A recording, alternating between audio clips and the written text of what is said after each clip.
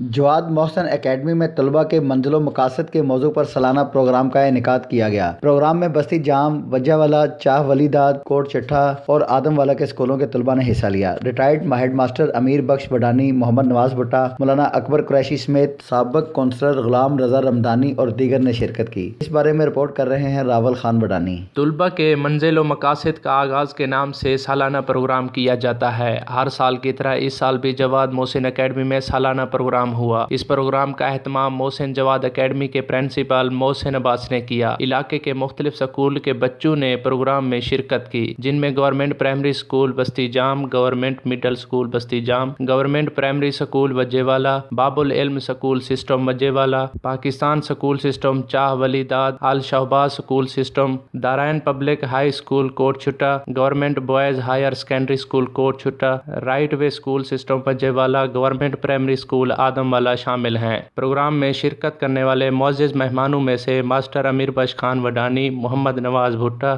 غلام رضا رمضانی، علامہ جناب اکبر قریشی، طالب حسین میتلا، حافظ محمد بلال، راول خان وڈانی، محمد سلمان میتلا، مہتاب حسین وڈانی، محمد عثمان، محمد شہزاد، الیاس رضا بھی شامل تھے۔ پروگرام کا آغاز تلاوت قرآن سے کیا گیا۔ اس کے بعد نعت رسول مقبول پڑھی گئی۔ پروگرام میں مختلف مقابلے ہوئے اور نبی کریم صلی اللہ علیہ وآلہ وسلم کی شان میں تقریر بھی کی گئی۔ پروگرام کے آخر میں ماسٹر امیر بخش اور غلام رضا نے بچوں کو سیرت نبی کے حوالے سے بتاتے ہوئے کہا کہ آپ صلی اللہ علیہ وآلہ وسلم حیات طیبہ ہمارے لیے رول ماڈل ہیں۔ اس پر عمل کر کے آپ دینی اور دنیاوی کامیابی حاصل کر سکتے ہیں۔ آخر میں جیتنے والے طالب علموں کو انعامات دیے گئے۔ انعامات حاصل کرنے والے طالب علموں میں محمد توقیر عباس، محمد شکور، سمر عباس، معظم علی اور جہانگیر عباس شامل تھے۔